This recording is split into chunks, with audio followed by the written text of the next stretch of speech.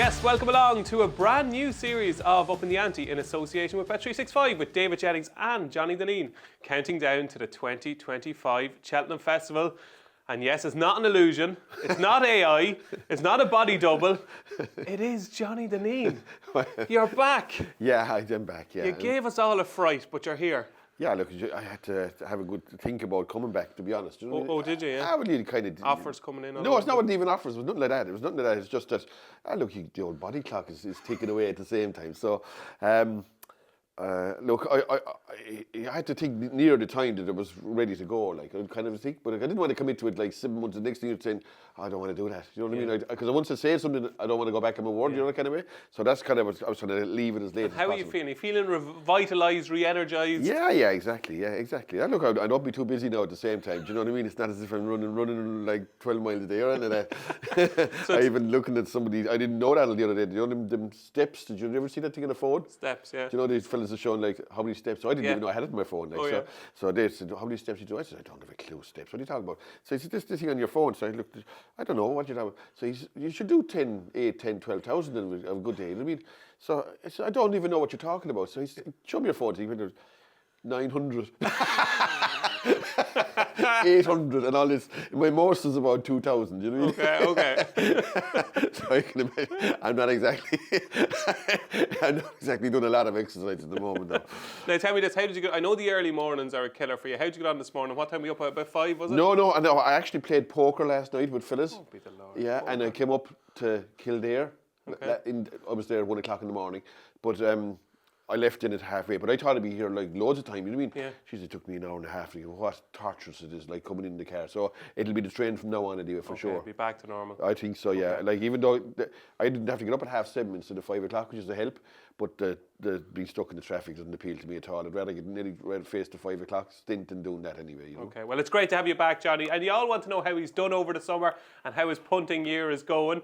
We have a new segment coming up on the show, and we've got all the old favourites as well coming up. So stay tuned for the next hour or so for the first episode in the brand new series of Upping The Ante. So everybody keeps asking, so we're going to kick off with Johnny's Week in Review. Yes, it's a new segment on the show where we find out how Johnny is doing, because everybody wants to know how you're doing, Johnny. They're very interested in your personal life and your punting in particular. So, how... You can either do, overall, before we get stuck into the last 7 days, overall, since we've seen you last in March, okay, how has your kind of 4, 5, 6 months gone since March? Yeah, good, very good, yeah. And to be fair, though, I'm having a decent year in relation to other years. Anyway, the last 3 or 4 years, I'm very happy with it, to be honest. I started slow. I was behind after, like, February, March, I'd say, but just got going anyway. I got my money back in after hitting the front now nicely. So look, it's not just punting. I do a lot of lane horses too. Do you know what I mean? And I do a lot of. Look, I spend a lot of time in front of the screen watching races all day long, and like you'd be hoping that you'd make it pay. But even the last few years, when it wasn't doing a lot of good, I didn't think I was doing a whole lot wrong at the same time. You know what I mean? But look, it might only be just a mirage. It could be just 1 year like that I've done okay. But the year isn't over yet. I was having a goodish year last year too, around this time, and I gave most of it back. So I do remember a big claim where you said you basically couldn't lose. Yeah, I didn't either, but I didn't win a lot in the finish. You know what I mean? And I'd be disgusted if I didn't win something decent this year anyway. You know what I mean? Okay, so I won't ask you a similar question, just in case we jinx it again. Okay, so in the last 7 days, Johnny, what was your best result from a punting point of view? Best result, I'd say best result was yesterday. Would you believe that? I started back to first favourite in Carlisle, 5-6, fell at the first. Yeah. Now the next 2 horses I back are both 2s on shots, and they're in my mind to back them. You know what I mean? So now I have to back the 2 of them have to win to get line ball, even to get par. And I backed the second one. There was no questions asked. Yeah. Jesus, if ever a horse fell over the line, that was it now. You know what I mean? It collapsed in. Like, it absolutely fell in. And it was ridden rotten as well, out the back with a hood, and I hate horses with hoods. You don't like that? I hate the hoods. I'm making no more horses with hoods. I'm not joking you. If I can help it. I think they're no the most disgusting things you've ever put in a horse anyway. Yeah, they do. Anyone even thought of that rubbish. The hoods. The minute you see a hood anyway, it's a bad sign, isn't it? Right. And like maiden hurdle 2s on, they're normally off in front. This thing like dropped out nowhere last, you know what I mean? And creeping away, got there, eventually got there, and eventually you'd say it's going to win the 4 lanes now. Jeez, the next thing going up to the line, he can't walk. It just fell in over the line. Right. And the next favourite then was a 2s on chance. I backed that as well. It finished up 130 on. Pox not to be run out by a loose horse, you know. Right. So basically, if your luck was out, you'd have backed the faller. The second horse should have got beat, probably no questions. And the other yoke could be run out. You could be in desperate state. So like that was a vital win for me. The second one. Do you know what I mean? That you kind of get back into play, because if you back a 5 to 6 and a 2s on loser straight away in a day, you're heading to. And you didn't get stuck into Caliph de Berlin? No, I didn't back that. Yeah, okay. I didn't back that. I didn't bother with that.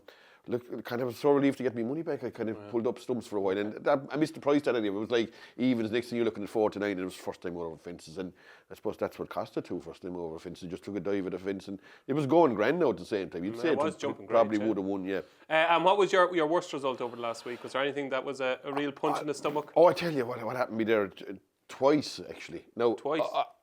I've been, did you know in the 40 finishes, no really tight photos? Yeah. Like I've been involved in a lot, because I do a lot of betting, so I'm involved in a lot of tight photos, invariably. Usually it goes with the betting. Now, not saying that every horse I back, like, if you're the outside in the 40, generally you're beaten. You know what I mean? Like, chance, yeah, exactly. So I was on one on Wednesday in Dundalk. Was it the Eddie Lynham horse? No, that was Friday. Wednesday in Dundalk, Conyegg and Barrettstown or something like that. All right. And a fella tipped me Conyegg. I had a tiny bet each way. What's it called? Conyegg or something like that, is it? Conyegg and Barrettstown? Barrettstown was the other horse. Oh, sorry, okay. Yeah. Okay. Conyegg belonged to a fella Cotter. I was one of those hurdy-gurdy handicaps, you know what I mean, in Dundalk. Right. So they went by the line in there. It was close now, but like Conyegg was big odds on favourite in the 40s. So I said, like, I'm up here, you know what I mean? Like, next thing Barrettstown gets, like, Conyegg was about 10s on in the 40 at one stage. Now it finished up maybe 4 or 5 to 1 on, but you'd be expecting to be called the number anyway. So that was it. So I said, geez, I never get it. Like, if I'm on the outside of the 40, I never win, like, you know what I mean? So, and I said, how does it happen when I am the favourite? I still don't win. So the world is against you. Friday anyway, Beatrix Power, similar situation. I backed that, and going by the line, you'd say, am I beat? I don't know what's. So they showed it then, and you still wouldn't know. And I thought it was up. I thought it was up watching it. I didn't know. I didn't have a clue. But then I looked at the bet and I said, I'm up here. It's 5 to 1 on again. Thanks be to God. I said, this can't happen two days in a row anyway. So, do you know the way you're sitting down? And I'm watching the race on my own. No one else in the room except myself. And I'm talking away to myself. What a life. What a life. So the next thing, the result, and I've said, the numbers were 2 and 5. And next thing, I said 2, 2, 2, 2. Next thing, 5. And I said, go. Language, Johnny. Language. Family show. I didn't say anything, no. I said, stop. Go away. How could that happen to you? 2 days in a row. So I'm on the favourite. Like, I'm 2 5s on Jensen Ford, and the 2 of them are beat. You know what I mean? God. Now, I won monstrous money, but I'm saying, like, that shouldn't be happening now. But that's the way. I think my worst beat was I was on that thing Will Not last Tuesday week in Sedgefield. It was coming home alone, and it fell second last. So like that would definitely have won. But no, there was nothing unlucky about the horses that they did back. That were beaten. So for the last 7 days, you're in front for the last 7 days or behind? Marginally, yeah, marginally. But overall for 2024, you're in a good position. Yeah, look, put it this way, if I was winning twice as much, I wouldn't even be here. That is Johnny's Week in Review. Hopefully we'll be back next week to do a Week in Review again. But that's our new segment in the show where every week we're going to be asking Johnny, how has he done over the last 7 days? So now it's time for Ask Us Anything, what used to be called Questions from the Crowd, but it's now called Ask Us Anything. We're trying to jazz up the show a little bit, and this is your chance to get your questions in. So if you want a question answered on Upping The Ante, get your questions into uppingtheante@racingpost.com, and we'll try to answer the best ones. And the first one this week comes in from Stephen Donnelly, and Stephen wants to know if Cauto Star, Altior, Sprinter Sacra, Moscow Flyer and Galloping the Shams all clashed in a 2.5 mile chase while at their peak, who would our 1, 2, 3, and we'll go for 4, 5 be, Johnny Dineen? Is your number one, is it easy? No, that's a tricky question actually. It is a good one, obviously. And look, you'd have guys would have different opinions. Of course they would. I wouldn't have Galloping the Champion even in the conversation at the same time. So he's 5? 5 without a shadow. Oh, why? I just think, look, he's a 3.25 mile horse. And you're talking about a 2.5 mile race. Okay. So he couldn't even win the John Durkin a few times. You know what I mean? So like. First time out though. Yeah, I don't care. He what did he ever do? He would have won the race at Cheltenham, but Bob Allinger was supposed to flush at that stage, wasn't he? Like he has no form at 2.5 miles anyway. Like none whatsoever. He's won a John Durkin. Of any consequence. You know what I mean? Really. Like he's a strong staying horse. He's a good horse, obviously great horse. But against these horses at 2.5 miles, I wouldn't have said he'd even count. Okay, so he's 5. He'd be 5. Even though he's a great horse, Altior would have to be number 4. Yeah, that was my 5 and 4 yeah, as well. I would put him at 4. I wouldn't have him in the same as the other 3 either. Okay, it's interesting now. Your number 3 has to be Moscow Flyer. No, it doesn't. over 2.5 miles. Like Moscow Fry didn't run a lot at 2.5 miles, and Sprinter Sacre only ran once at 2.5 miles. So I'd be putting Sprinter Sacre number 3. You're joking. Yeah, number 3, because he's not guaranteed to get the trip. Johnny, I would say his best ever performance over 2.5 miles at Aintree, where he absolutely kicked Q-Card, Fleming Star, Finian's Rainbow out the park at Aintree. Yeah, look, Never came off the 2.5 bridle. miles around Aintree, different tests as other places at the same time. It's a So you have him speed track. third in this race? I would, because I wouldn't be guaranteed that he'd beat them anyway, and he's got to get the trip properly. I think it's between Cato Star and Moscow Fleur, and I'd go... That's ridiculous, Johnny. Yeah, look, fellas will say that, yeah, of course they will. And they'll be right. Yeah, right, okay. So who's 2? I'll go Moscow Fleur 1 and Cato Star 2, yeah. Really? Yeah, I think Moscow Fleur was a brilliant horse, absolutely brilliant horse, yeah. Wow. I've never beaten over fences, was he bar once? When he stood up, yeah.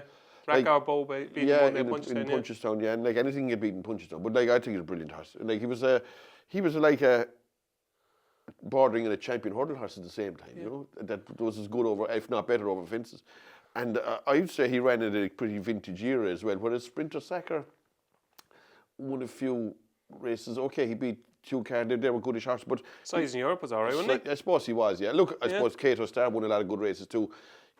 Look, I wouldn't argue with anyone. Maybe people will say you should be doing 3-2-1 the other way around, whatever, and they can see their point. But look, for the pure hypothetical question, that's the way I'm going to go. Okay.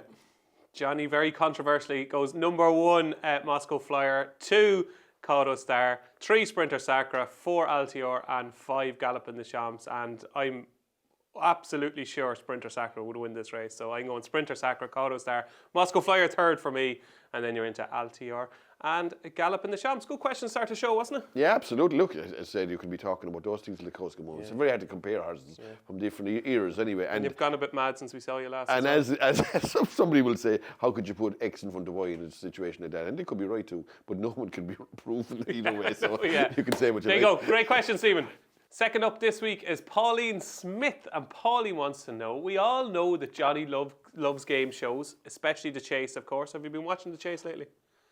Have you come around to my way of thinking, no? Not at all. It's even more vehement now after watching it a few times since. Are you? Oh yeah, and that and Rigged. who wants to be millionaire? Look, all the money game shows Rigged. are rigged is a bit strong, I suppose. Warped, I suppose.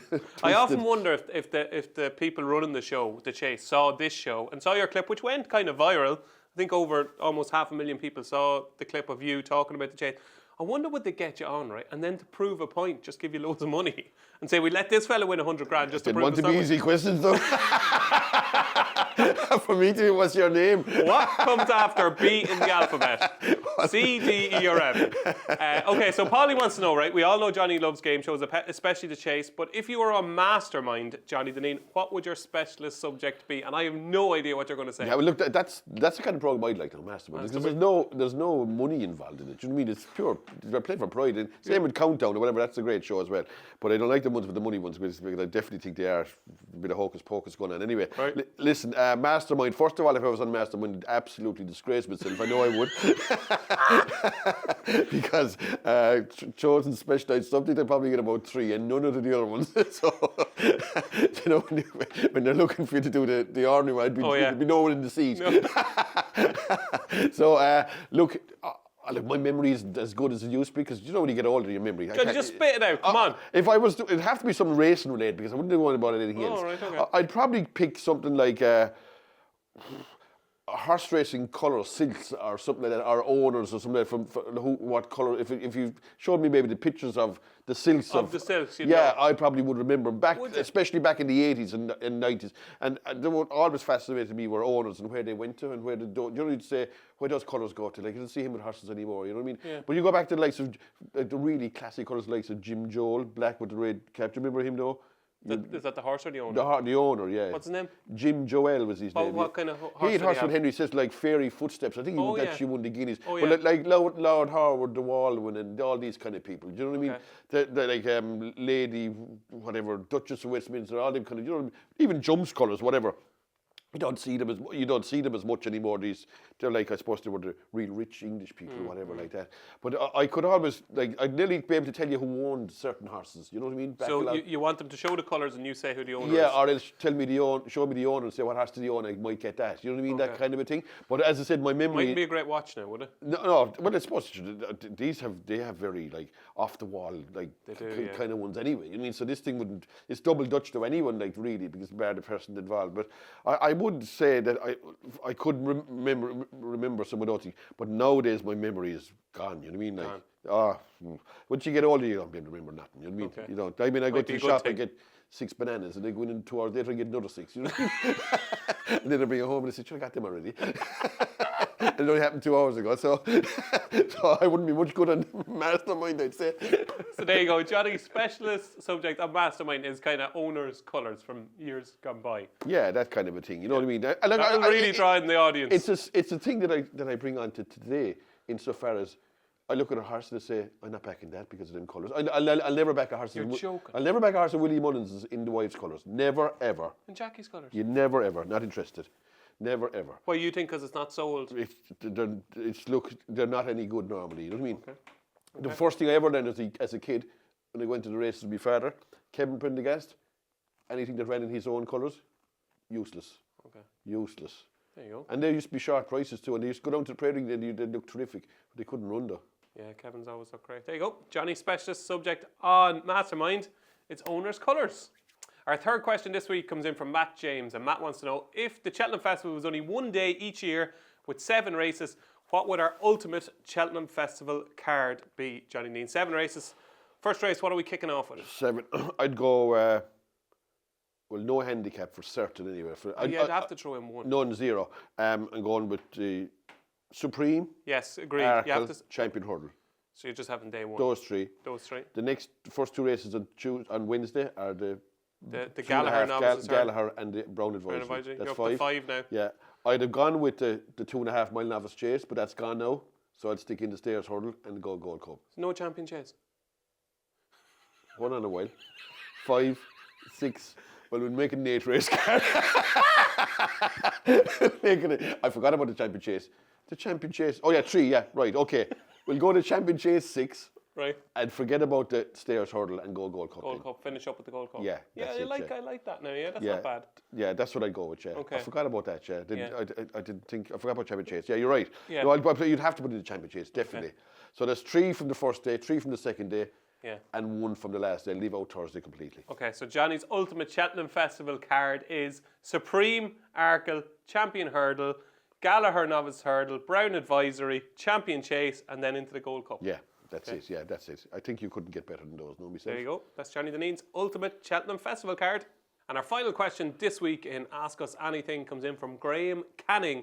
And Graham wants us to nominate a horse to back every time it runs this season, and a horse to lay every time it runs this season. Okay, so 1 to keep on the right side of, and 1 that you don't want to have anything to do with. So what horse, until it gets beaten, obviously, would you back every time it runs this season? Well, a horse that I could see running up a sequence without a shadow of a doubt ran the other day in Chepstow, Let It Rain. Yeah, you love her, don't you? Well, I think she's decent, yeah. And like she ran well in Chepstow first time out against a reasonable gelding. 2.5 miles, it's a horse with plenty pace. I would imagine that she will win every single race she runs in between here and Cheltenham. Okay. They won't let you back her the next day in a Mayor's Maiden Hurdle or something. She turn up, she'll be any odds on. But there's a race in Taunton, the Mayor's race in Taunton. She win that, and I could see her winning 3 or 4 races between here and Cheltenham, and possibly winning the Mayor's Novice Hurdle herself. Oh wow, big shout. Yeah, I wouldn't. She's not 1,000,000 to 1 in it or anything like it anyway. Now maybe there'll be other mares pop up, with Irish ones and that are going to probably put up to her. I'd say she's a runner now in a race like the Mayor's Novice Hurdle. But I'd be amazed if she'll get beaten between here and Cheltenham now. I'd be not amazed, but I'd be fairly. Bar she runs in something like the 2.5 mile, the Challow Hurdle or something against yeah. But if she stays with it in her own stakes, I'd be very keen now to win rack up a series of wins. Let her great. You're going to disagree with my one now because I read your column in the Racing Post. The one horse I would get on side quickly because I think he's a proper Grade 1 horse is Tripoli Flyer, who was beaten on the same card at Chepstow, and you're just not convinced whether Tripoli Flyer is seeing out his races as well as maybe some might think. I thought that was a hell of a run against Durancan, who had the benefit of a run under its belt. The pipes think the world of Durancan. Tripoli Flyer, to me, has got loads of pace, and I think the better the race, the better Tripoli Flyer is going to be. And I think with Tripoli Flyer, the fact of the matter is he can now run in another maiden hurdle, just say, then go into a little novice race, and then gradually step up in class. I wouldn't be one bit surprised if he's a kind of a supreme contender by the end of the season. Would you? I wouldn't be surprised. I'd be gobsmacked. That's what I'd be now. I think Tripoli Flyer is a bit of a dodge myself. Do you? I do, yeah. I don't like him. He travels well and doesn't find. He running all over the field in Aintree. Could not possibly lose the way he kicked a few legs clear, like. He just went too soon. But I don't know. They never go too soon in my eyes. If they go 3 or 4 legs clear, they should be winning. Like, you know what I mean? Okay.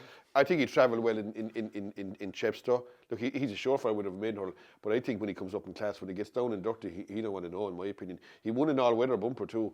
Yeah. Like, whereas you're right, he's a speedy horse, but I don't think he's the heartiest myself. I'd be amazed if he turns out to be a very good horse anyway. Okay, I wouldn't. And the horse you're going to lay every time this season is probably Tripoli Flyer. No, it's not. No, the horse I'm going to oppose, well, no, you won't be able to lay it because it's probably big odds in some of the races. But a horse that I think will not win a race this season. Won't win a race of any sort. Is a High Seigneur, yeah. Oh. I think that, like, it ran in that race there in Charlie Hall. Yeah. No, it was. Oh, sorry, no, at Aintree. Sorry, Aintree, the old roan, yeah. Apologies. And like, I don't understand how people have horses like something like a High Seigneur and don't have them ready for races. They prep them in races that they could win for races that they can't win. That makes no sense to me. That's a good point, actually, yeah. Do you know what I mean? Yeah. Like last year he ran in a £100,000 race in Ascot against Pic D'Orhy and Longpress and was never even put into the race, right? A £100,000 grade one to prep for the Ryanair, which he was 18 to 1 in, you know what I mean? Yeah. It's the same in the old, like, why not have him ready properly? But is he not a horse that goes like that throughout the season? Like his best run last season was at Aintree again. But he ran fine the other day, didn't he, at the same time? Do you know what I mean? Do you know, like, he's a horse that's a bit of a Jekyll and Hyde horse, like. But like, he's going to go to the Betfair Chase. I don't think he'll win that. And if he doesn't win that, he can't win a race for the season, like the race he's going to be in.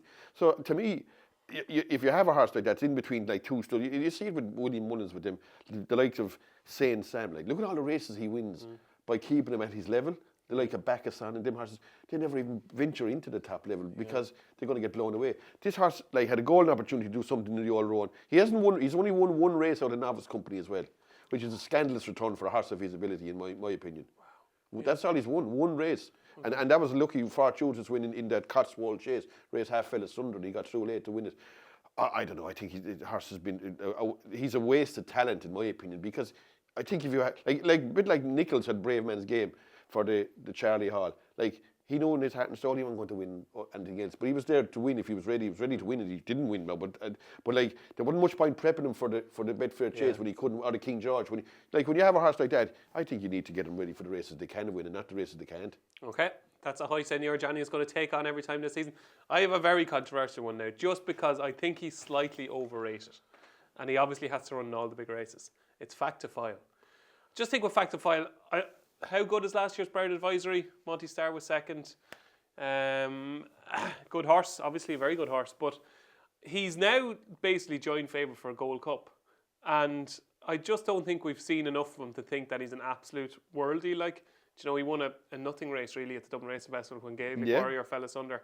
To me, he's going to, I think, return in the John Durkin, is that right? Or could return in the John Durkin. He's not in the King George anyway, that's all I know. He's not in the King George, so he might have to run in the Savas Chase and the Irish Gold Cup if they don't find a different route from maybe in I know there's a race at Thurles that potentially could run in later on in the season, but to me, I just want to see him do it at the very top level in open company. Yeah, I wouldn't argue with that. I mean, it's a pretty fair point. Look, he's a horse with a lot of potential. He looks short enough for the Gold Cup at this stage anyway. You know what I mean? Okay. It could be a wonder horse, but you don't know. Not yet anyway. Those are the horses me and Johnny are with and against for the season ahead. So it's start of the week time here on Upping The Ante, where Johnny Dineen counts down his top 3 performances from the last 7 days. Take it away, Johnny. Number 3. Number 3, I went with a horse called Imperial Saint. He won in Novices Handicap Chase in Aintree. He won there 13 days before that as well, and he came back here. He did a lot right. He's a good, smart jumper, and they went to Furious Gallop. I mean, the horse of Christie's, the Irish horse, what's he called again? The one that used to run at Tremor. Gleason, I mean, that's unneedable in racing. That could only be about third going around the place. They were really, really quick, but he didn't have any bother line up, and his jumping was exemplary, and he just came through between, like, he won the walk. Now, saying that he's he'd won easy enough the previous time, beat Petit Tanner. That was probably a stronger race, but he'd 12 stone for a novice that hadn't done much wrong, hadn't done much hurdling in that.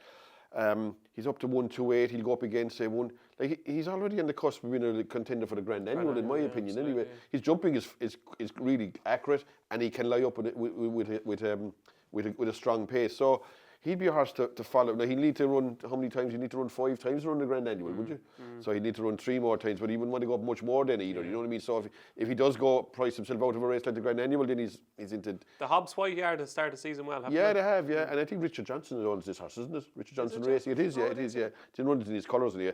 Look, he's a horse that's he's unexposed, and on top of that, the 2 mile handicap chase division is nearly always weak, and it's definitely vulnerable to a horse that can come in like a young horse, and he's only 6 years of age.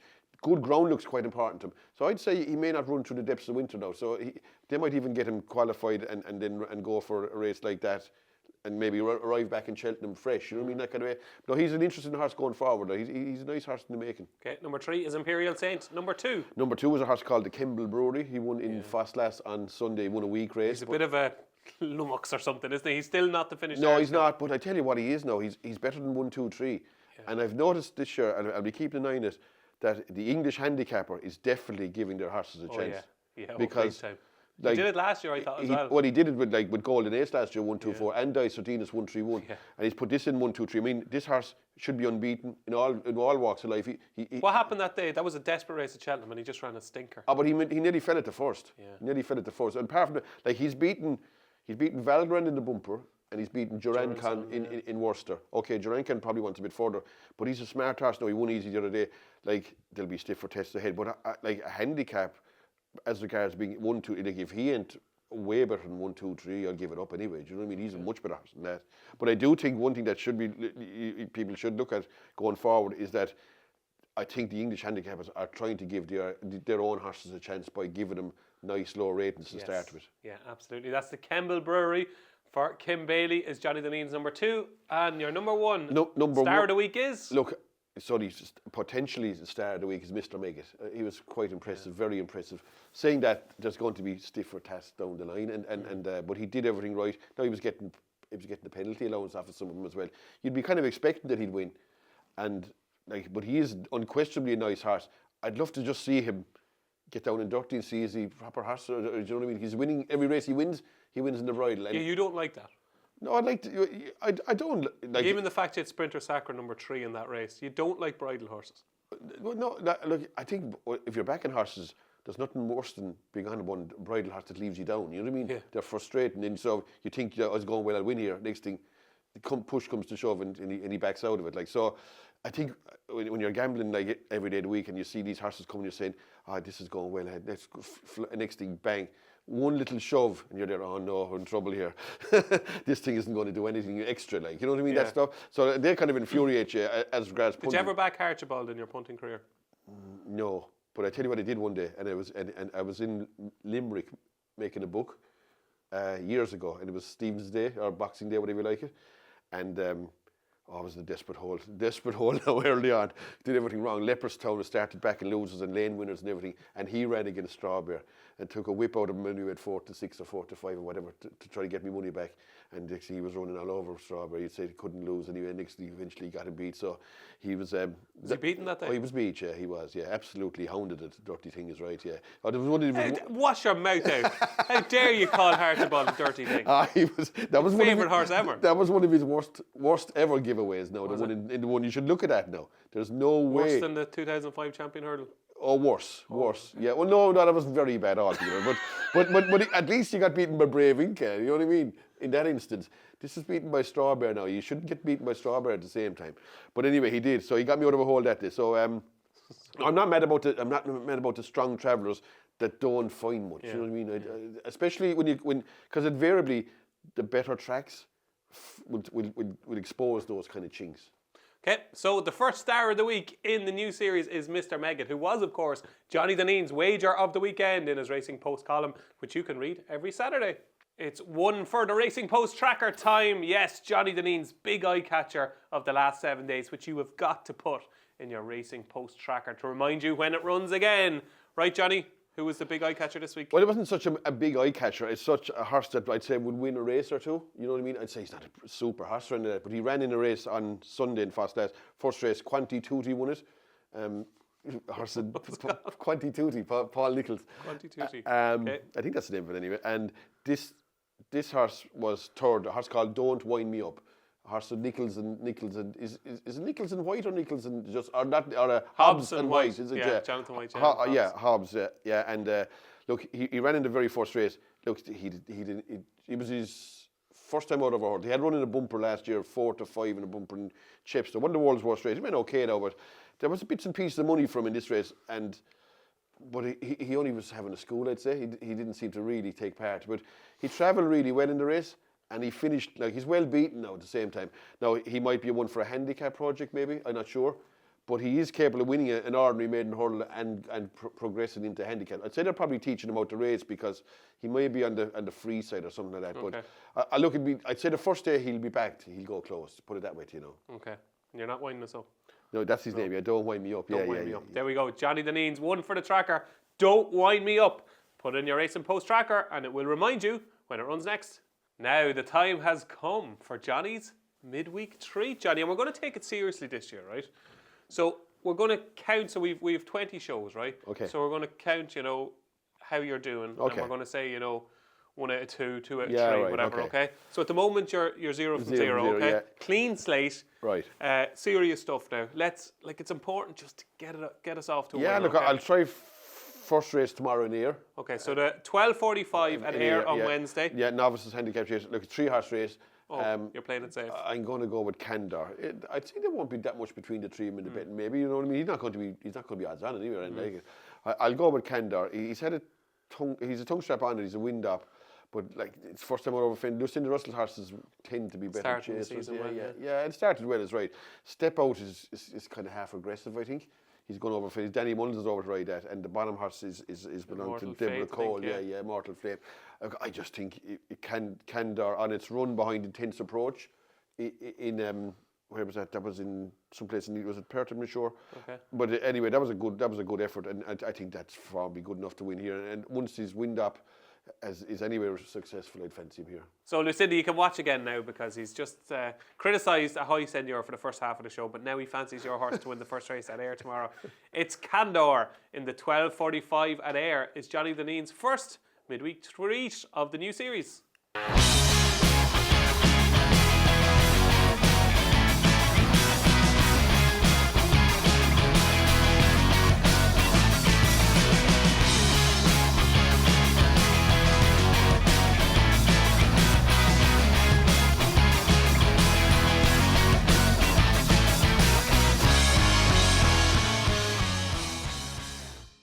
So it's a big weekend, probably the first real big weekend.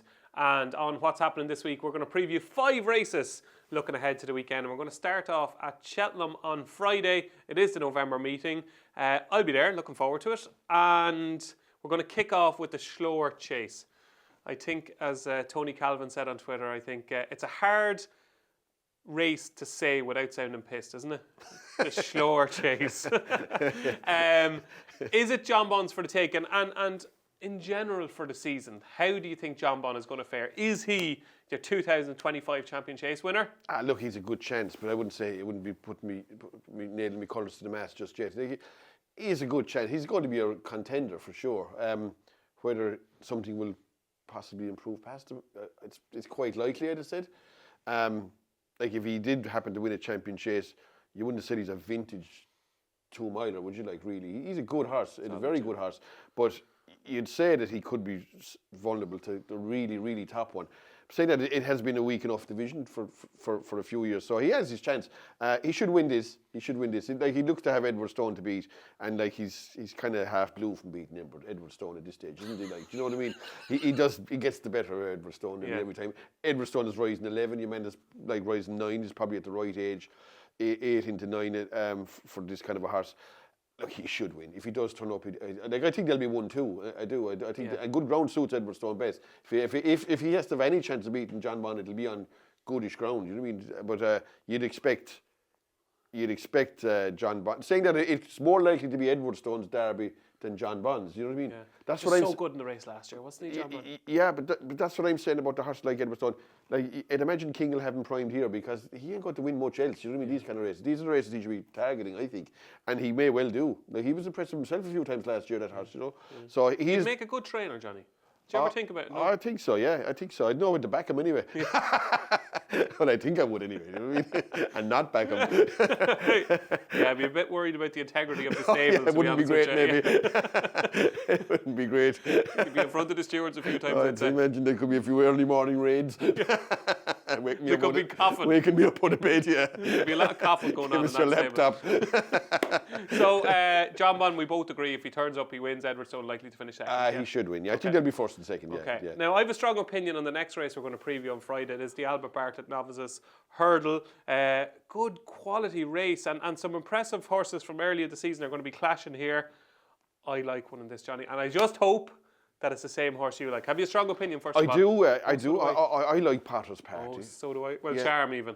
Charm, Potter's Charm, yeah. Potter's Party be a bit slow for that now. Yeah, Henry probably, Brown yeah. had 3 Potter's minute Charm. chaser. I fancy him. I thought he did well to win the last day. His jumping wasn't 100%. He rattled a few hurdles, and what I like about him is he won well now. I actually laid him that race, and for a few times throughout the race, I was quite happy. He wasn't jumping brilliant, but he was jumping a bit novice. But once he got a hold of the race, he won well. I love the way he finished the race. Yeah, he won easy. I know it's 2.5 lengths, but he won well. And now he's a couple of pounds worth off, £3 worth off.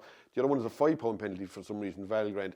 But Valgrand won at the 2 mile, but he has form at 2.5 miles too, Valgrand. Brilliant jumper, Valgrand. Yeah, Brilliant yeah. jumper. And he's going to maybe test the ones. He's going to go from the front, I'd imagine, again. He looks like he's one way of riding him to maximum effect. He's a chance, but I'd expect that the Potter's Charm race was a better race than Val. I think that race fell asunder completely, Valgrand's race. And I think what Potter's Charm done, listening to the connections afterwards. Just they love him, don't Yeah, they? it was no surprise he did it. Yeah. Whereas Dan Skelton seemed a bit surprised as to how easy Valgrand won. So for that reason, I'd be fairly strong in Potter's Charm. Yeah, Potter's Charm. I think, and they're not a stable usually to get completely carried away, but they just seem to love this horse. Yeah, look, I think it's going to be a classic case of the same thing happens every year. He'll win the first meeting at Cheltenham, he'll win the second meeting, he could even win the Cheddar Hurdle, and when he gets to Cheltenham, he won't be found. You know what I mean? That's what's probably going to happen. Like, you know what I mean? And of course, Potter's Charm won the race that was called after Alistair Down, of course, who we lost since we did Upping The Ante last year. Great friend of mine, great friend of the show, and what a legend he was, Johnny. I think even you could appreciate his writing. He was. Yeah, look, I didn't know the man now, but like obviously he was. He would have got on well. He would have got on well. 2 characters. Is that right? Yeah. Yeah.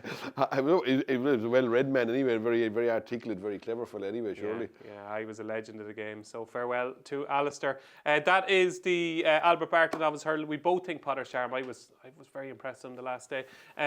Moving on to Saturday, we've got the Paddy Power Gold Cup, the first big handicap of the season. Where do you stand with Ginny's Destiny? You're kind of a fan of this horse, I know. Look, I'd be a fan of him at 155 in a handicap anyway, with something keeping the weights down from him so he doesn't have to lumber 12 stone, and there's a few horses above him that are going Protectorate is in it, he's going to run, and even if he didn't, they have another horse, Nichols is another horse. Iridoto, isn't it? No, yeah. No, Stage Star is out. Yes. He's not running. Is he not running? Is he? Okay. So look, he does have a nice little, hopefully a nice racing weight. He surely is going to Stage Star, who won it well last year. You know what I mean? His form is like, I don't think he's going to be a top horse, but he's definitely a 1-5. I like the profile of a novice going in here. He's a great Cheltenham record, training for the race. Would I want to have a lot of money on him at 3-1 in a handicap chase? Probably not. But can I ask you a stupid question? You can say it's stupid, right? Is it not too obvious? Do you know what I mean? Sometimes it just makes too much sense, Ginny's Destiny, you know? Oh, but he's still like, he's 3-1 on to win, he's 3-1 on to, or 3-1 on to lose at the same time. It's not as if he's an even money chance. Like, I put it this way, I kind of like him in the same manner as I kind of like the Changing Man now last week, you know what I mean? Yeah. I said He would have won too, would he? I don't know, he's going okay anyway, but I didn't back the Changing Man. I find it hard to back them horses myself. Like, when I look at the field, I said, yeah, he's probably well in, but like, there's been about 17 horses in the race at the same time. I said, I think I'll wait for something about evens in the maiden hurdle in Navan or something tomorrow. Do you know that kind of way? Look, you're not one for going on roller coasters, Johnny, are you? No, I think he'll win. I wouldn't want to lay him, but I don't think I want to back him either. You know what I mean? Okay. But I do fancy him. Two at bigger prices. I do. I have a lot of horses like that will fall into the bracket of I'll fancy him, but not enough to back him. Okay. Do you ever get that? No. Oh yeah, absolutely. Yeah. Where you kind of think they'll probably win, but you can kind of let them win. Yeah, but you I fancy a lot of horses. I'd fancy a lot of like soccer teams and rugby teams, but I won't have any money on them at the same time. Do you know what I mean? Yeah, absolutely. There's a huge difference. Two bigger prices. I thought Let's Go Champ ran in the Galway plate, and it probably was a strong enough Galway plate. And I just think the 2 mile 6 and a bit just stretched him a little bit. Let's Go Champ. I think he is interesting because if you take out Ginny's Destiny and Protectorate, like there's very few kind of real classy horse in this. So I thought Let's Go Champ could go well if he runs here for Henry de Bromhead. And I do think Fugitive is well handicapped, who's ran in a lot of these races before. But on his day, he is well handicapped. And it's just a case of whether he's cherry ripe for this. I thought Fugitive and Let's Go Champ at bigger prices had a squeak in the Paddy Power Gold Cup. But Johnny is with the favourite, Ginny's Destiny. And Sunday, it is the big one because it is Greatwood handicap hurdle time. And the best handicapped horse in Ireland or England runs here, Johnny. Dice Ardinos, the unbeaten Dice Ardinos, has beaten Golden Ace, who's running off a mark of 131, who's been trained for the race. What can possibly go wrong? Yeah, look, I suppose the inexperience is the thing in a handicap here, a bit of hurly-burly in a race like this. Yeah. Okay. I suppose the run in a race like the entry Mayor's Bumper, there will be plenty of hurly-burly in a race like that at the same time. You know what I mean? So that should stand to her. With her jumping hold up, she's well enough once she won. She has to be well enough she won off that kind of a rate. And again, she falls into the category of the English handicappers more than giving her a chance. Yes. You know what I mean? And the thing I think about Dice Ardinos is, look, I love her. I think she's very special. And like you're talking about a horse who could potentially be a Mayor's Hurdle candidate, which I know she's a lot of speed, but she has ran in a point to point. I think with Dice Ardinos, like Fergal O'Brien and the team there, they're saying to themselves, right, we have a mark here of 131 for the season, right? The biggest handicap in the early part of the season is the Greatwood, and a bit like what you were talking about earlier, you get a horse ready for a race that you think you can win off that mark. I'd say Dice Ardinos has been back in a long time in preparation. Look, they weren't told about the race last week, is right. You know what I mean? So like, it's obviously an early season target. And they've started the season well. Johnny Burke has started the season well. There's a lot going for them at the moment. Yeah, look, it's a big outfit, like with a lot of horses. They're going to have a lot of winners. I have a feeling, just the way you're talking, you're not going to tip Dice Ardinos though. Again, it falls into the category of I fancy it, but not enough to put my hand in my pocket. Do you know Anything what I mean? against Dice Ardinos? I know Paul Keeley is very keen on Burdett Road. Look, I think Dice Ardinos will probably win, most likely winner. But like, there's 4 meetings Sunday, 6, whatever. Do you know what I mean? There's loads of races to bet on.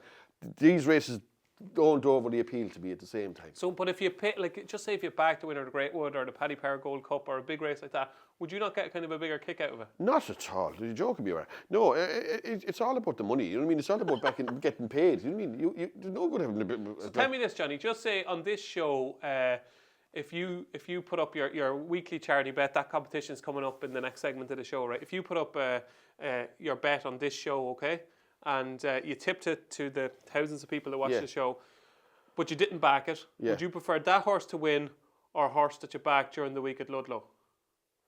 No, I must admit something now. I put up Nara on the paper the other day, right? Yeah. On Saturday. I didn't back it, and I'm hoping he'll get beat. That's what you're dealing with, ladies and gentlemen. When I'm watching it, and I don't care who backed it, because I'm not on. The punter's pal, Johnny Dineen, hoping you're going to lose. So it's all about... No, it's not that I don't hope anybody loses, but when I'm not on it myself, like... I'm in my own little bubble. It is a bit touch and cutthroat about it, all right, I suppose. Okay. But at least you're honest, and that's why people love you, because you're honest. When you don't back a horse like that and you fancy it, just let it go. I fancied the first winner in Thing. I didn't back that either, right? And Thing, I suppose we all know where Thing is. The one in Kelso, is it? It was a horse of Jefferson, Ruth Jefferson trained it. Yeah. Anyway. I didn't back that, and I didn't back Nara, and I was raging now. But like, but you tipped him in the paper. I did, but that's no good. Thing. That's no good. I know I'm tipping him in good faith, and I do think it'll win. But once the race starts, it's irrelevant what happens anyway. But I'm actually hoping it won't win. Okay. There we go. That is the Greatwood handicap hurdle. Hopefully, Dice Ardinos will extend her winning sequence. And the final race we're going to look at, it's a big weekend at Navan. It is the Navan Racing Festival. Brilliant card Saturday. The Fortria, of course, is on Saturday, the Lismullen Hurdle. And on Sunday, the feature race is the Tri-Town Chase, Johnny Dineen. And it seems to be a plot job, or certainly he's been named at the race. American Mike, I did a thing for the launch of the Navan Racing Festival, and in fairness, it was great. Jack was there, Jack Kennedy, Gordon Elliott, Gavin Cromwell, and they were very honest. And I asked Jack straight out, there's 16 entries in the race. What are you going to ride? This is 2 weeks ago. no doubt, American Mike. He said when he's on his game, he's an unbelievable horse. Will he win this? Look, it's said when he's on his game. You know what I mean? There's a couple of American Mikes around the place, isn't there? Do you know what I mean? He can run good and bad. Like he beat Factor File, you know what I mean? But this meeting last year. Yeah, but he's nothing else. He has good hurdle form, and then he's some awful stuff as well thrown in. So, look, if he's on a going day, he's probably fairly well handicapped. He's a novice coming out. Like he's a last season novice, which is nearly always a help in a race like this. A bit less exposed than some of the other horses. So look, you'd have to respect that if he picks the stable jockey picks 1 out of 16 and is adamant. I personally wouldn't fancy it. But I'm not in riding out in the yard, so I don't know. I mean, I don't. When did you give that up, Johnny? I couldn't control my weight. Okay, yeah, know how you feel. Yeah. Stop. That 1 meal a day stuff was... Yeah, exactly, no. No, I don't actually fancy American Mike myself. He's a horse I don't like. Do you like anything else in it? I was giving that a chance, Panda Boy. You love this I kind of like Panda Boy, but he's nearly in the last chance saloon now. He wanted to be showing something now at the same time. He has. I looked at his form. His form good, but he only has 1 bad run, and that's in the Grand National. But he did run terrible in it. Now it was disgusting how he ran back in because it wasn't the fences that spooked him, because the fences aren't fences anymore. No. So it was a poor effort, and he was probably being trained for that race. I do think like he's had a run, which I think is vital. Maybe not so much for a young novice horse, but one of them exposed handicap chasers. He's had a run in Limerick, and that'll help him. I think he has a chance in an open race. And look, maybe American Mike, but he wouldn't appeal to me at the same time, though. Okay, one that I think might be just worth one last chance, and this is the last chance saloon stuff.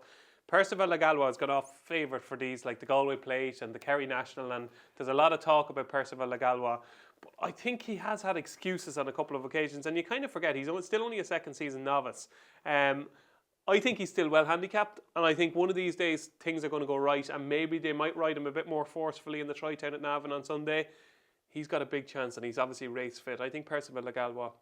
You're making a strange face. I don't like that. Yeah, look, he's one of the horses that, to me, he has had his chances. You know what I mean? I was looking at him a few times, back to him maybe once, and I thought he's after running bad. Like I didn't think there was any excuses for the races. He's a touch of Harper's Brook about him. Like he'd never ever again, as far as I'm concerned. Anyway, I was giving that a chance last week. Never, if it lived to be a zillion, would I back him again. And Percival Le Galois is in that category too. I think now. That's a bit premature, though, isn't it? Oh, that's that. Just writing off Percival Le Galois. No, it's not. He's run bad in about 3 different races back to back now at this stage. Okay. I wonder, like, it's funny actually when I'm telling Johnny a horse that I fancy, and I see you making this face, and you're saying in your head, "Look at this idiot now." That's not that. You could be right. I'd be surprised if you won. I'd be surprised if you won at the same time. There you go. I think Percival Le Galois is still well handicapped. I might be worth another chance. Johnny is with Panda Boy in the Tri-Town Chase, and that is what's happening this week. It's DJ versus JD time here on Upping The Ante. Our weekly charity bet competition is back, where we try to raise funds for charity by trying to pick out a winner every weekend. So, as I said with your midweek treat, Johnny, it's important we kick off with a winner. So, do you want to go first or second? I'll go first. I'll go with Potter's Charm. Keep it simple. Jesus, you Friday, belt out. You were half smartly away from the traps there. He's not going to be a wild price, but we need to get off to a flyer, so I'll chance him anyway. I think he'll win. Potter's Charm. Yeah. Potter's Charm in the 3:30 at Cheltenham on Friday. 50 quid on the nose at 9 to 4 with Bet365 for Johnny Dineen. And I think I'm going to start with a winner, Johnny. 2:20 at Cheltenham on Sunday. Now, this horse is entered in the Shlower on Friday. I'm hoping he won't run there because he's not jocked up at that. But Adam Wedge is jocked up for him on Sunday in the 2:20 in the 2 mile 7, or 2 mile, 1 mile 7, just shy of 2 mile handicap chase. It is Liberty Hunter, second in last year's Grand Annual, where he just missed a break and just had to do a bit of running to get into it, and then was outstayed by Unexpected Party. Went on to finish third in the Grade 1 behind Found a 50 at Aintree. He starts the season off mark of 144. I think he's well handicapped. Evan Williams has started the season really well. A lot of his horses are running particularly well, and I think Liberty Hunter, he's 4 to 1 at the minute with Bet365. I think that's a price. He's a horse I could see going off 6 or 7 to 4, Liberty Hunter, and I think you should take that 4 to 1 now with Bet365. So it's Liberty Hunter in the 2:20 at Cheltenham on Sunday is my first charity bet. 50 quid on the nose at 4 to 1. And as we said, Johnny is with Potter's Charm, 50 quid, courtesy of Bet365 on Potter's Charm at 9 to 4 for the 3:30 at Cheltenham on Friday. And that is week 1 of DJ versus JD. Now, folks, it's time for the most important part of the show for many. For many, it's not, but for a lot of people it is. It is time for what we're calling this year the festival squads, where me and Johnny Dineen pick our teams for the 2025 Cheltenham Festival. And this year, last year we had 10. This year we've 12, okay? Because a lot of people giving out, oh, we want a tip every week. We want to know what you fancy every week. But we're just upping it a little bit to 12, okay? And we're going to have 2 transfer windows, one on the 23rd of December, just before Christmas, and one on the 9th of March, just before the Cheltenham Festival, where you can swap in one for another one. So hopefully we'll have a few more runners than we did last season, where we're a bit unlucky with the runners ratio. But we've 12, and today we're going to kick it off, Johnny. And we both have tips today. So some weeks we mightn't, but we both have tips today. And you have got a 25-1 monster who you have been talking about for quite a while. Take it away, Johnny. The floor is yours. I don't think he's a monster, but he's a good chance. A horse called Sounds Victorious. I'll go with the Albert Bartlett. Sounds Victorious 25-1. I think is he 25-1? Yeah. I think that's a great odds. I know it's never jumped a hurdle in public, but it has an entry coming up, which entered a Punchestown on Friday, which is very helpful, because it's not entered if he's not 100% right anyway. So he is ready to go.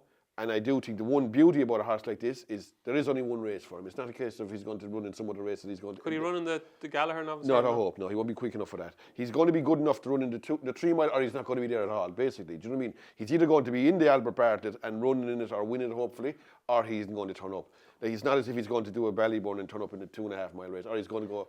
Like, if he runs in a handicap or whatever like that, he ain't good enough to run in the other race. So what is it about this horse? Like, for a horse that ran well in the Champion Bumper but was beaten, for a horse that ran at Punchestown, ran well enough and was beaten, what is it about a horse like this? Like, you have been rabbiting on about this horse constantly for the last couple of months. What is it about him that just catches your eye? I just think that he's gasping for a 3 mile event. Do you know what I mean? Like, you'll never again see him out in a 2 mile race.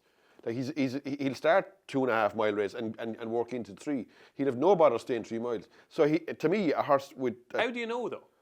I just know by his style of running. Even the day he won a bumper in Punchestown, he looked to have no chance, and he's a real strong stayer. He ain't even a bumper horse, I'd say. He's going to be better over hurdles, and he's going to stay really strong. I'll be amazed if he's not a way better horse at 3 miles. And is this just completely your eye, or have you heard something about him, or people around the horse? I just think by his style of running that he's not quick enough to win bumpers. But I did think that he ran remarkably well in the Champion Bumper in Cheltenham to finish as close as he did. I was giving him a little chance if it turned into a real slogfest maybe, and it kind of half did, and he ran on. But I guarantee you'll never see him in a 2 mile race again. And there is only one race for him, to my eyes.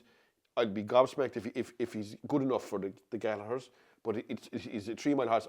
All ends up he's a 3 mile horse, and you won't see many horses running in the Albert Bartlett that could finish fourth in the Cheltenham Bumper in my book. And I'm hoping that he's a good jumper. Like, he should be anyway. You know what I mean? There's nothing to say that he won't be anyway. And I think at this, and another thing as well. There's more. What I would say is that for a race like the Albert Bartlett, there's less unexposed horses can come into the market of an Albert Bartlett than there is for the 2.5 mile and the 2. There's very unlikely a French horse going to come out of there. Yeah. Do you know what I mean? Yeah. It's unlikely, and it's very unlikely that a pointer. If a really good one will go for a shorter race, more than likely. Now, it has happened with the likes of Brindisi Breeze, I'd say, came from nowhere, but unlikely. And Mullins won that horse. I don't think they'll ever run again. The horse Malcolm Denmark's. It won a maiden hurling. The nice guy, yeah. Yeah, it won a maiden hurling ace, and then went to Cheltenham on the back of that and won. But invariably, they're like battle, and he's quite a good few bumper runs already, this horse. You know what I mean? Okay. I like him a lot now, and I think 24. I know it's a long way away, but like, could I see him being under 5-1 in the Albert Bartlett? Absolutely. A big claim early on. So 25-1 sounds victorious for Johnny Dineen in the Albert Bartlett. It is his first selection going on his squad for the festival, and I'm playing a little bit safer than you, Johnny. I'm going to try and kick off with a winner in the Supreme Novice Hurdle, the first race of the festival. Look, he beat nothing, okay? I know that. But there was just something a little bit wow, I thought, about Romeo Coolio when he won his maiden hurdle at Down Royal. And a couple of reasons why I'm tipping him up for the Supreme at 12-1 with Bet365. That's the only race he can run in. So Gordon Elliott has said he's a speed horse. He's all about speed. He's a 2 miler. They're going to stick to 2 miles. He's likely to go to the Royal Bond next. Okay, so I think after the Royal Bond he could be a much shorter price. He has the Cheltenham Bumper form from last season where he traded very short and run on the exchanges. He looked all over the winner furlong out. and I think he was probably just outstayed by Jasmine DeVoe. Thirdly, and from speaking to Gordon in preview nights and in the lead up to Cheltenham Festival, where he had Jalan the Dares, Romeo Coolio, the Yellow Clay, he had all these bumper horses, and in his mind, the whole way through the season, this guy was the best of them. Even though he's a massive drifter on the day, I think he went off maybe 16 or 18 to 1 on their Keith Donoghue. But he thinks the world of him. The fact that he ran in that race at Down Royal means he's pretty high in the pecking order of Gordon Elliott's novice hurdlers, and he seems to have a nice bunch this season. So I think he ticks a lot of boxes for the Supreme Novice Hurdle, and he's grown into a fine horse. I thought at Down Royal he looked particularly well. He's a fine big specimen. He's got loads of speed. I thought he jumped well, and I think he's going to be a force to be reckoned with in those 2 mile novice hurdles. Do you agree or disagree? Yeah, look, I agree with the horse. The price isn't great though. Is it not? I thought it was a bit of value. Yeah, I just to so many unknown quantities. Yeah, exactly. Okay. Like you could get nabbed by some French yoke or something in this race like this. You know what I mean? That kind of way. And as well, you haven't. Mullins, like you haven't seen what he can flash in the race like this. Look, he's a chance. Of course he has. The Royal Bond will be interesting. You'd nearly think he'd win that, I think. I thought. Yeah, well, that's what I thought. Maybe he might be a bit shorter after. But there you go. My first member of my 2025 festival squad is Romeo Coolio at 12 to 1 with Bet365 for the Supreme Novice Hurdle. And those are our first 2 entries on our festival squads for Cheltenham.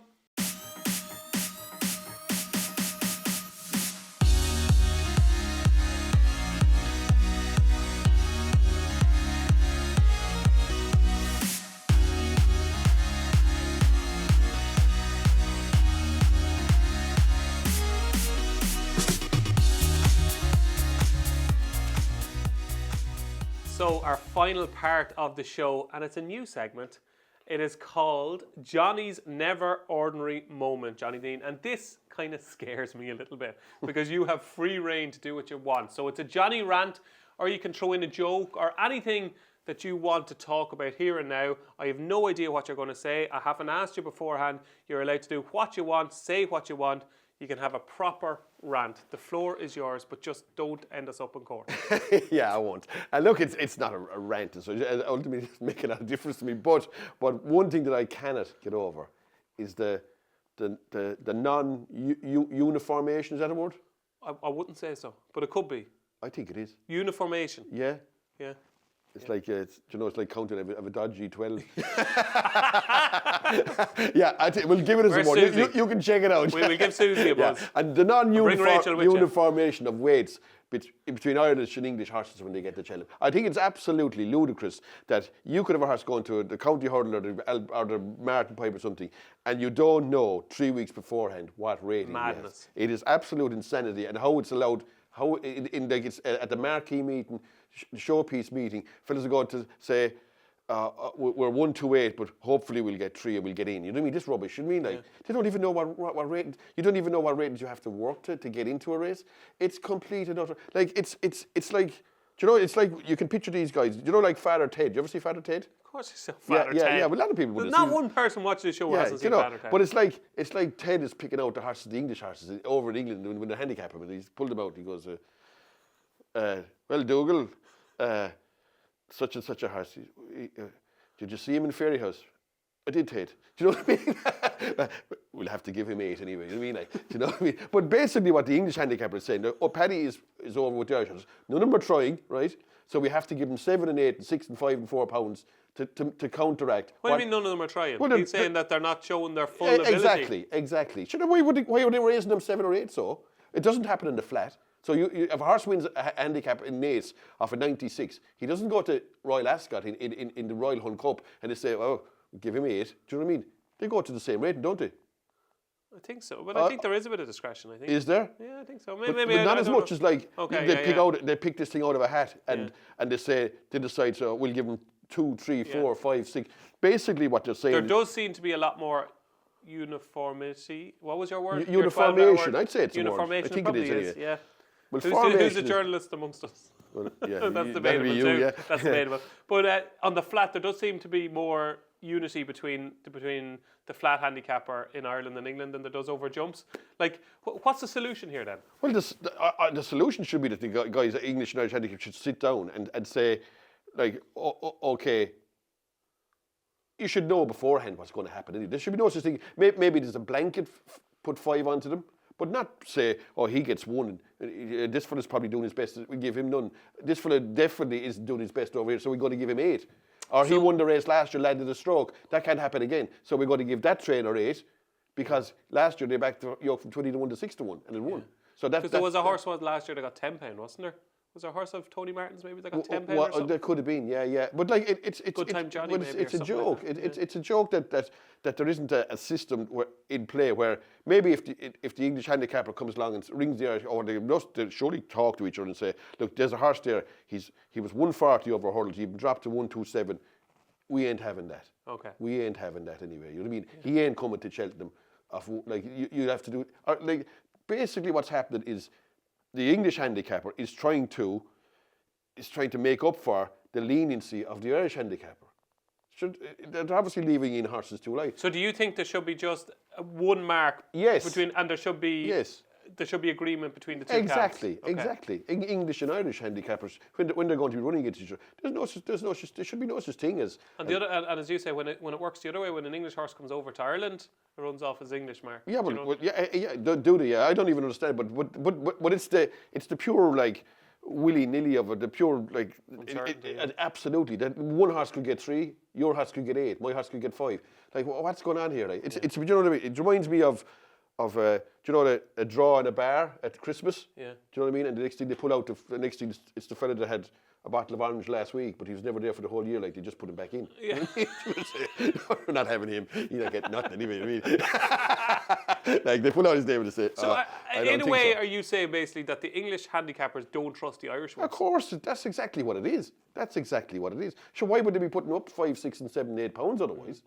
If they're obviously not happy with the marks that the Irish fellas are giving them, so they won't leave them run off those marks. But it's the pure randomness of it more than anything else. That like you're saying, oh, we need to be 135 to get the extra 4 or 5 to get up to 140. Do you know what I mean?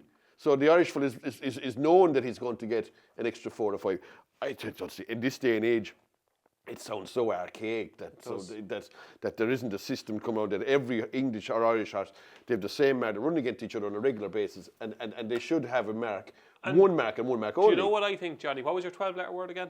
Uniformation. Uniformation. I think you'll get a lot of uniformation with viewers on this show who'll say, Johnny Dineen, you're right, we need to get behind it, we need to have the same marks in England as in Ireland, we need to know, and British and Irish handicappers watch this show. They're going to have to listen to you. Well, they won't be listening to a club plug like me, but I'm just saying, whatever. But I'm just saying that it doesn't make any sense. It's common sense that there should be a one mark and one mark only. And the fact that you're waiting 3 weeks beforehand and you still don't know what even 2 weeks. Yeah, whatever it is, 2 or 3 weeks. Like it's basically. It's almost like a fella boxing and he's going boxing in the Madison Square Gardens and you don't even know what division he's in. Like you know what I mean? You can say you're going to do bantam or whatever, fly, whatever it is. It's farcical in my eyes, anyway. There you go, Johnny Dineen's first never ordinary moment of the new series. It's a cracker, and join us next week where he'll have another rant. So that is it, folks. That is the first episode in the brand new series of Upping The Ante, done and dusted. Johnny, you're back. We're glad to have you back. Great first show. You go very well fresh, I have to say. Are you glad you're back? Yeah, it's good. Good. Enjoyed it, yeah. I do. Look, it's just a matter of getting into it, really. I suppose, look, it'll be over before you know it. Anyway, 20 weeks will fly. And any plans for the week? I know people like to know what you're at. I'll be quite. My birthday's Saturday, so I'll probably go out for a dinner Saturday night, maybe. You know what I mean? Well, you're never supposed to ask a lady her age, but you can ask a man. What age are you going to be? 54. 54? Yeah, you don't look it, Johnny. No, I do. Yeah. I do. I kind of feel it. Yeah. I used to be young looking one time, but not anymore. You did. I saw a photo of you standing at Cheltenham, and I'd say you were in your 30s, and you looked about 11. Yeah. No, this came of age, after a while, it starts to take its toll. Now, to be honest, you feel the effects. Well, when you lose your bottle a bit, you know what I mean. When you get older, your bottle goes. Definitely not completely, but you'd be more wary of what you wouldn't have been earlier on. Even on the driving cars, anything. You know what I mean? Yeah. Like if you were driving, I'd be kind of a fastish driver. I wouldn't be as fast now. You know what I mean? Okay. I wouldn't be as fast now. 20 penalty points later. Yeah. And tell me this, Johnny. So Saturday's your birthday, you're 54. Will you go out for dinner or Yeah, I anything think like we will. Yeah, probably will. Oh. Yeah. We'll that? probably And you go. like your food. Like, where would you go? Look, I'm not sure. There's 2 or 3 places we could go to, depending on, I haven't booked anything or anything. And will it be a meal for 2 or will all the kids go?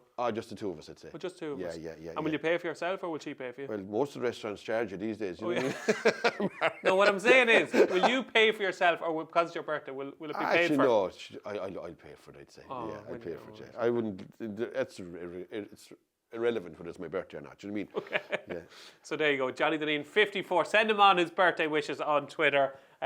He's 54 on Saturday, and a very happy birthday. Thank you. Thanks for coming back. I think I speak for everybody in saying it's great to have Johnny Dineen back on Upping The Ante, and we will be back from now until the Cheltenham Festival every Tuesday with you, counting down to the 2025 Cheltenham Festival. So that's it, episode 1 done and dusted. He's been Johnny Dineen. I've been David Jennings. Thanks for watching the new episode in the brand new series of Upping The Ante.